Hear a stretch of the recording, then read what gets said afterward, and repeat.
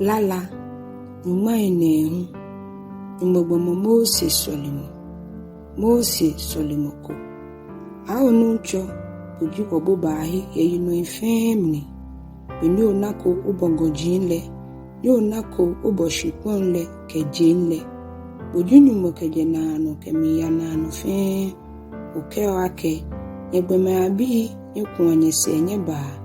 You ha adisakun ise ichonsu ejake ohiele afia petamonye paapanye niba hokete etamonyon bube pe oluo adisan ke ya tamofa luo ni amechon tamolamoni ala ametamodwei ni fi ofunfun lebi mi amefi ofun ni amegba afufu beke na shile amegbion ni amekula Ohie mi pata ye omni funlena ni omni lale himimi emowo.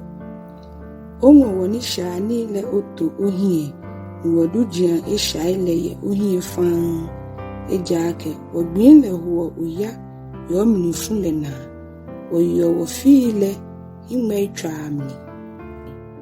Owala file afi nyuma ipa oni keji ifa ahunle afi nyuma ipa anyo keji bomocho hiwaleye shamemni shani ile toleke demisoni owala sefo ya ni wola aji okra na mo le omi funle mi wale na mo le gbeye ni esake ashio yo mi lale hiwo chomo wo kuni wole wo wala gbin le ayibo kuni wo yin akashi awo yehowa mebe yino no mi afunke ashi na ochuji mobo Àwọn tro le bi ko sumo ni se ifule oni wonya wo mi ase wo wala gbin abofe awo mi ase wo igbin baba o tamo o hawo wole no wo mi ase wo ya fi baba o tamo gbin abo ya fi abo ni wo yejira mole no awo ni ji ochuji nle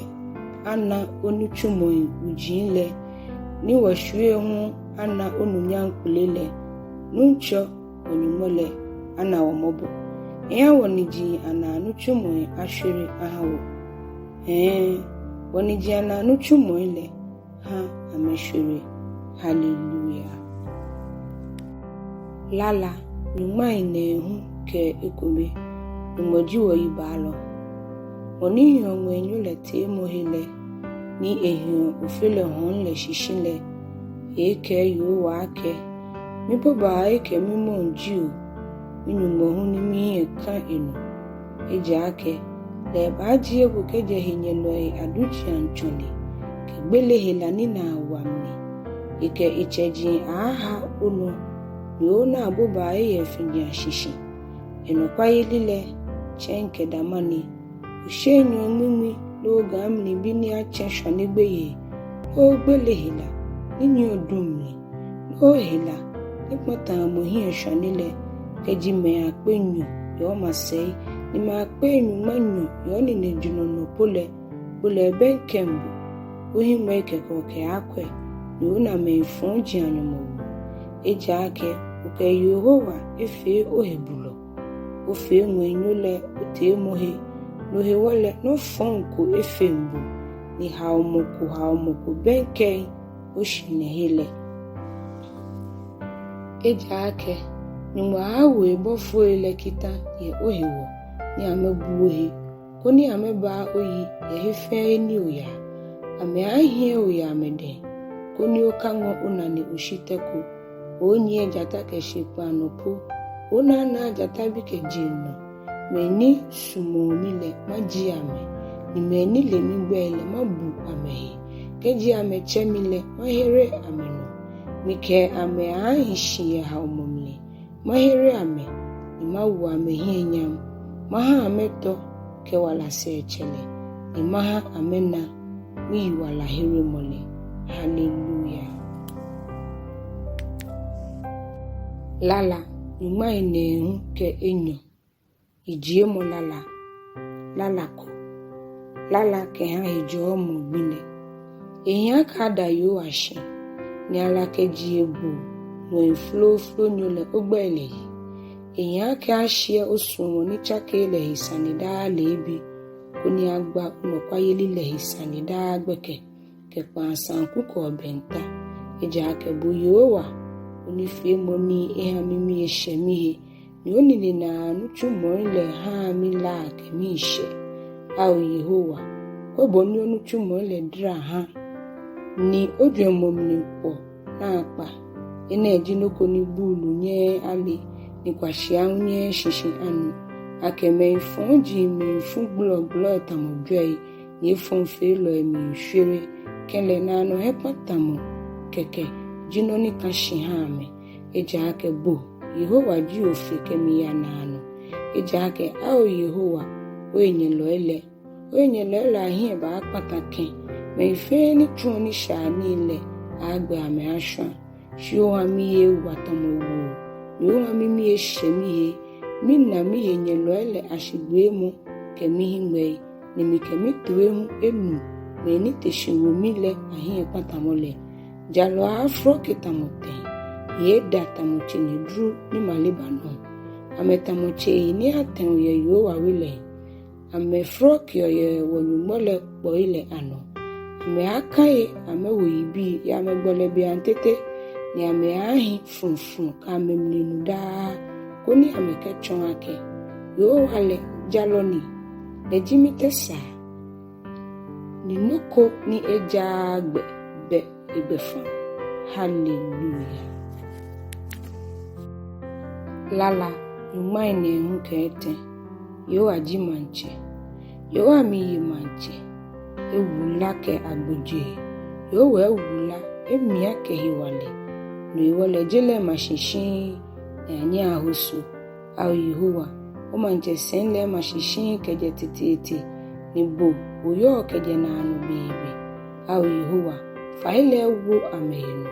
Faile ewu amegbeno. Faile ewu amehu moleno. Yo aniyo mwenle jiagbo fefe.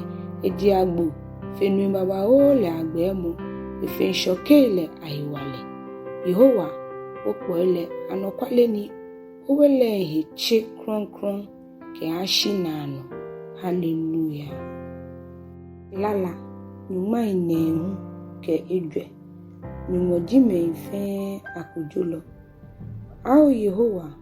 Bonu nchoni uto owele. Bonyumoni uto owele. Ha na ominifu. Au jele nkujolo. Wo oyeno. Koni owo hewolo ile nyomo boni same. Au Yehowa. Mebe yino no ni me ifon jinle anya ke ashi. Ameyu ameda ubon. Ameyu hewo wiemoi. Me inifio ni shani lefe shwa. Au Yehowa. Amemi na owebile ano. Ni amemi pinhi omeile. Au Yehowa. Amegbe oyo okuna foke boy. Ni amegbe angusan. Ni ameko ake. Yowe na ni Jacob ni mole yo se. Au nye manle nkwashiahi. Nye yo ase. Ni nye bulu. Tebe ni nye ale nile. Lemoni ebotuele aswe nuni. Lemoni ebohimele aswe nani. Lemoni ekuni oje imajinle aswe chose emolu. Lemoni echongbeme nile. Le yo wale. Ile ake bomodwe mole koyo keke nilu.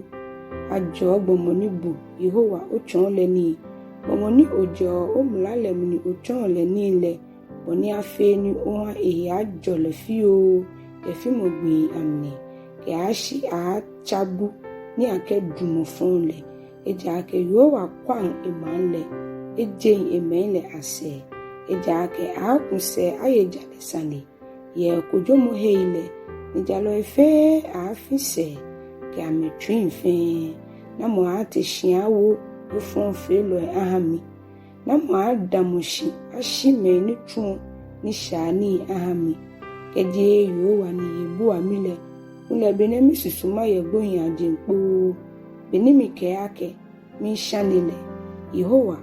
Osu omoni se efo le momimi. Keji mi komo yeli faye mimile. Osheji omimi. Mimi isho mi. Ani kujolo efonji anye.